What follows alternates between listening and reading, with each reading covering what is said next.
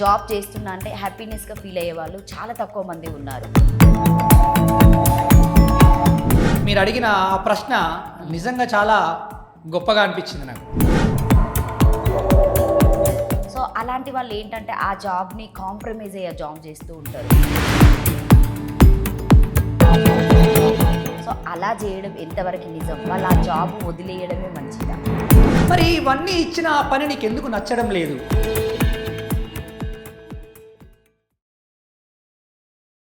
అందరికీ నమస్తే, నేను మీ anchor Lavanya. Welcome to social post. ప్రస్తుతం ఈరోజు నాతో పాటు సునీల్ కుమార్ గాజుల మోటివేషన్ స్పీకర్ గారు ఉన్నారు. ఒకసారి వారి మాటల్లోనే అడిగి తెలుసుకుందాం. సునీల్ కుమార్ గారు నమస్తే. నమస్తే మేడం. ఎలా ఉన్నారు సార్?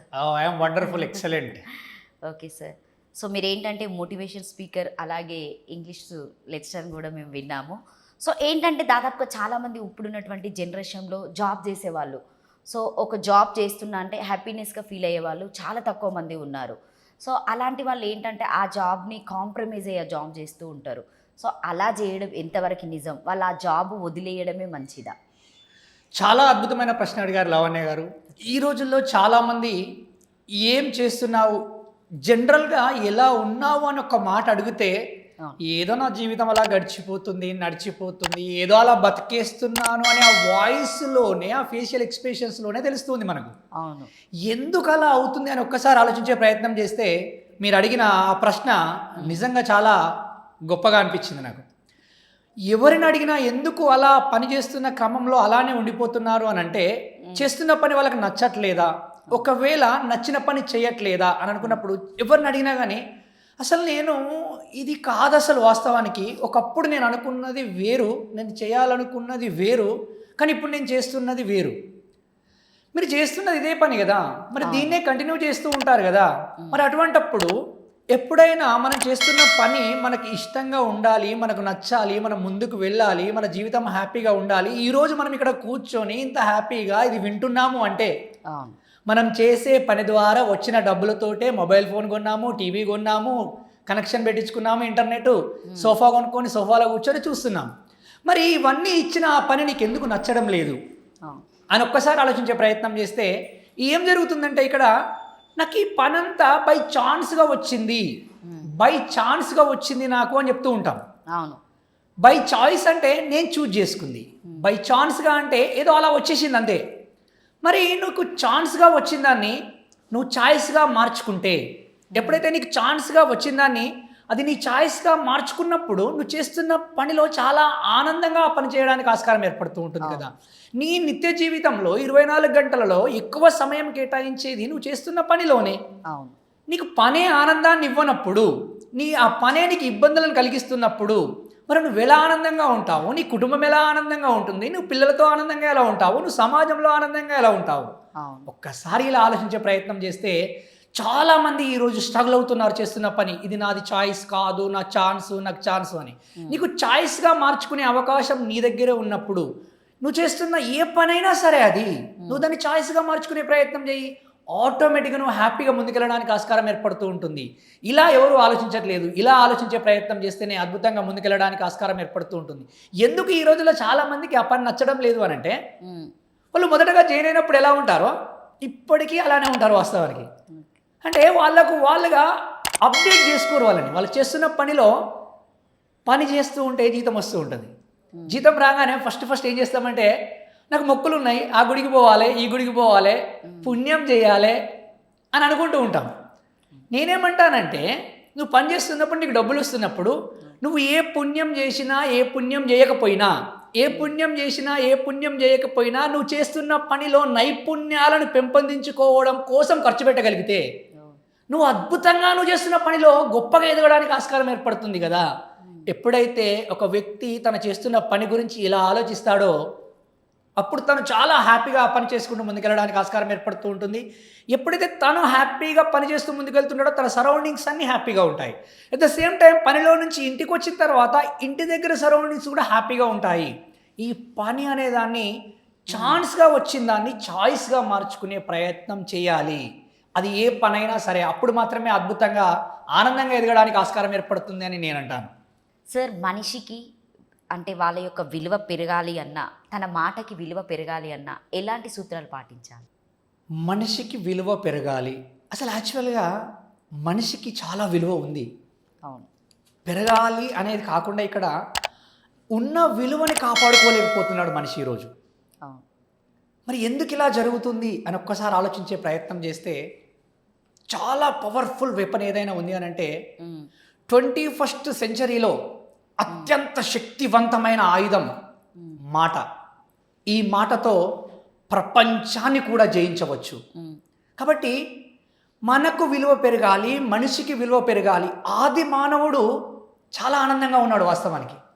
ఎందుకు అనంటే ఆది మానవుడి దగ్గర మాటలు లేవు కాబట్టే ఆరోగ్యంగా ఉన్నాడు, ఆనందంగా కూడా ఉన్నాడు. ఆధునిక మానవుడికి అన్నీ వచ్చాయి వాస్తవానికి. ఇప్పుడు హంగు హార్బాటాలు వచ్చాయి, అదేవిధంగా ఈ మాట అనేది కూడా వచ్చింది. కానీ ఆ మాటని ఎప్పుడు, ఎక్కడ, ఎవరితో, ఎలా మాట్లాడుతున్నావు అనే దానిపైనే ఆ మనిషి యొక్క విలువ పెరగడం కావచ్చు, తగ్గడం కావచ్చు జరుగుతూ ఉంటుంది. సహజంగా చూసుకున్నప్పుడు అమ్మతో ఒకలాగా మాట్లాడతాం, నాన్నతో ఒకలాగా మాట్లాడతాం, చెల్లితో ఒకలాగా మాట్లాడతాం, చెల్లితో ఒకలాగా మాట్లాడతాం. అమ్మ దగ్గర అనురాగంగా మాట్లాడతాం, నాన్న దగ్గర గౌరవంగా మాట్లాడతాం, చెల్లి దగ్గర చిలిపిగా మాట్లాడతాం. చెల్లి దగ్గరికి వచ్చేసరికి అన్నీ ఎక్కువగానే ఉంటాయి అక్కడ. కానీ ఈ సందర్భాలు ఏంటి అని తెలుసుకోలేక చాలామంది ఇంట్లో ఎలా మాట్లాడుతూ ఉంటున్నామో బయటకు వచ్చాక కూడా అలానే మాట్లాడేస్తున్నాం. మనం ఇంట్లో వాళ్ళతో ఎలా ఇంటరాక్ట్ అవుతున్నామో బయట వాళ్ళతో కూడా అలానే ఇంటరాక్ట్ అయిపోతున్నాం. ఇంటి దగ్గర ఎటువంటి పదాలు ఉపయోగిస్తున్నామో బయట కూడా అటువంటి పదాలే ఉపయోగిస్తున్నాం. కాబట్టి అప్పుడు ఆటోమేటిక్గా face is index of mind అంటారు. ఒక వ్యక్తిని చూడగానే అరే తిని ఇటువంటి వాడు అని మనకు మనసులోకి ఒక అంచనా వచ్చేస్తూ ఉంటుంది. సెకండ్ స్టెప్ ఏంటంటే తను మాట్లాడే విధానాన్ని బట్టి ఆ క్యారెక్టర్ డిసైడ్ అయిపోతుంది ఆటోమేటిక్గా. కాబట్టి మాట చాలా పవర్ఫుల్. మాట్లాడేటప్పుడు ఆలోచించాల్సిన ముఖ్యమైనది ఏంటి అని అంటే ఎక్కడ మాట్లాడుతున్నాము. చాలా సందర్భాల్లో చాలా సీరియస్నెస్గా ఇష్యూ ఉంటుంది అక్కడ. ఈయన వెళ్ళి నవ్వుకుంటూ మాట్లాడుతూ ఉంటాడు. నవ్వే దగ్గర నవ్వాలి కదా. మరి చాలా దగ్గర నవ్వుకునే సిచ్యువేషన్ ఉంటుంది, ఈయన సీరియస్గా ఫేస్ పెట్టుకొని వస్తూ ఉంటాడు. అక్కడ నవ్వాలి కదా వాస్తవానికి. అంటే ఎప్పుడు, ఎక్కడ, ఎలా మాట్లాడాలి అనే విషయం. అసలు వాస్తవానికి ఇక్కడ ఎందుకు జరుగుతుంది మనిషి యొక్క విలువ తగ్గిపోవడానికి ముఖ్య కారణం ఏంటి అని అంటే మనిషి ప్రతి ఒక్కటి నేర్చుకుంటున్నాడు, ప్రతి విషయాన్ని నేర్చుకుంటున్నాడు. కానీ మాట్లాడడం ఎలా అనే విషయాన్ని నేర్చుకోలే ఇప్పటివరకు. మనం ఒకసారి చిన్నప్పటి నుంచి చూస్తూ ఉంటే చిన్నపిల్లలు చూస్తూ ఉంటాం. ఆ అను, ఆ అంటే అమ్మ అను, అమ్మ అంటే ఆయుష్యవంతుడవుతావు. ఆ అత్త అను, అత్త అంటే ఐశ్వర్యవంతుడవుతావు. ఈ 2 మాటలు చెప్పి వదిలేసిన తర్వాత ఆ పిల్లోడు చుట్టుపక్కల ఉన్న వాళ్ళు ఎలా మాట్లాడుతూ ఉంటే ఆటోమేటిక్గా మాటలు నేర్చుకున్నాడు. కానీ స్పెషల్గా మాట్లాడడం ఇలా అని ఎప్పుడైనా నేర్చుకున్నామా మనం అంటే నేర్చుకోలేదు. ఈ రోజుల్లో చాలామంది ఉద్యోగులైతేనేమి, నిరుద్యోగులైతేనేమి, ముఖ్యంగా విద్యార్థులైతేనేమి మాట్లాడడం ఎలా అనే కళ తెలియక చాలా వెనుకబడిపోతూ ఉన్నారు. ఏ చిన్న సెమినార్లో మాట్లాడమన్నా మాట్లాడలేకపోతున్నారు. తనలో హిడెన్ టాలెంట్స్ చాలా ఉంటాయి. స్వామి వివేకానంద గారు అంటారు, all the power is with in you. నీ దగ్గరే ఉన్నాయి, కానీ ఎప్పుడై బయటకు తెలుస్తాయి అని అంటే ఎప్పుడైతే నువ్వు ఎక్స్ప్రెస్ చేస్తావో, ఈ ఎక్స్ప్రెస్ చేయడం గుణాన్ని నేర్చుకునే ప్రయత్నం చేయాలి. అసలు మాట్లాడడం ఎలా అనే విషయాన్ని నేర్చుకునే ప్రయత్నం చేయాలి. ఒకటి. తర్వాత ఎప్పుడు కూడా ఎదుటి వ్యక్తితో మాట్లాడుతున్నప్పుడు ఎదుటి వ్యక్తిని తన పనిని బట్టి కానీ తన స్థాయిని బట్టిని కానీ మాట్లాడకూడదు. పని స్థాయి అనేది అది తన వ్యక్తిత్వంకి సంబంధించిన విషయం, తన వ్యక్తిగతమైన విషయం. కానీ మొదటగా ఒక వ్యక్తితో మాట్లాడుతున్నప్పుడు మనం గుర్తించాల్సిన అద్భుతమైన విషయం ఏంటి అని అంటే తను కూడా నాలాంటి ఒక మనిషే అని ఎప్పుడైతే నువ్వు గుర్తించి అలా మాట్లాడడం నేర్చుకుంటావో అప్పుడు ఒక వ్యక్తికి తన యొక్క వ్యక్తిత్వానికి విలువ పెరగడానికి ఆస్కారం ఏర్పడుతూ ఉంటుంది. మామూలుగా చూడండి, ఎవరైనా నడుచుకుంటూ వస్తే వాళ్ళని గ్రీట్ చేసే విధానం వేరే ఉంటుంది. కారులో వస్తే వాళ్ళని గ్రీట్ చేసే విధానం వేరే ఉంటుంది. కారులో వచ్చినప్పుడు రెస్పెక్ట్గా గ్రీట్ చేస్తూ, నడుస్తూ వచ్చినప్పుడు కామన్గా గ్రీట్ చేస్తే కారులో వచ్చిన వ్యక్తికి వచ్చిన వ్యక్తిని గ్రీట్ చేసినట్టు కాదు, ఆ కార్కు గ్రీటింగ్ ఇచ్చినట్టు మనం. అంటే నువ్వు వచ్చే వెహికల్ని బట్టి విలువిస్తున్నావా, వచ్చే మనిషిని బట్టి విలువిస్తున్నావా? ఈ విషయాన్ని ఎదుటి వ్యక్తిని మనం ఎప్పుడూ కూడా ఒక మనిషిలా ట్రీట్ చేస్తూ తను కూడా నాలాంటి ఒక మనిషే అనే ఆలోచన భావంతో నువ్వు ఎప్పుడైతే నీ మైండ్ సెట్లో నువ్వు ఫిక్స్ అయిపోతూ ఉంటావో అప్పుడు అద్భుతంగా నువ్వు తనతో ఇంటరాక్ట్ కావడానికి ఆస్కారం ఏర్పడుతుంది. అప్పుడు మాత్రమే నీ యొక్క వ్యక్తిత్వానికి అద్భుతమైన విలువ కలగడానికి ఆస్కారం ఏర్పడుతుంది. మామూలుగా మట్టిలో ఉన్నప్పుడు బొగ్గుగానే ఉండిపోతూ ఉంటుంది. చాలా కష్టాలను తట్టుకొని అప్పుడు ఒక డైమండ్గా మారుతూ ఉంటుంది. ఈ మాటలు కూడా అలానే ఉంటాయి. ఎలా అంటే మాట్లాడుతున్న క్రమంలో వాటిని మార్చుకోకపోతే, ఆ ప్రాసని చేంజ్ చేసుకోకపోతే మనం జీవితంలో చాలా కోల్పోవడానికి ఆస్కారం ఏర్పడుతూ ఉంటుంది. కాబట్టి ఒక వ్యక్తి యొక్క వ్యక్తిత్వం పెరగాలి అన్నా తగ్గాలి అన్నా తన యొక్క మాట ద్వారానే. కాబట్టి మాట్లాడడం ఎలా అనే విషయాలని నేర్చుకునే ప్రయత్నం చేయాలి. చాలామంది అనుకుంటారు నాకు మస్తు తెలుసు, నాకు చాలా తెలుసు, నేను మస్తు చూసినా. ఏం చూసినావు నువ్వు? ఏం తెలుసు నీకు? నీకేం తెలుసు అంటే నీకు తెలిసిందే నీకు తెలుసు. నీకేం తెలియదంటే నీకు తెలియదు. మరి నువ్వేం చేయాలి అంటే తెలియదాన్ని తెలుసుకోవాలి, తెలుసుకున్న దాన్ని ఆచరించాలి. ఆ ఆచరణ ఆ రోజు మాత్రమే కాదు, ప్రతిరోజు ఉండేలా చూసుకో. నిన్ను నీ పనిలోని విజయాన్ని ఎవ్వరూ ఆపలేరు.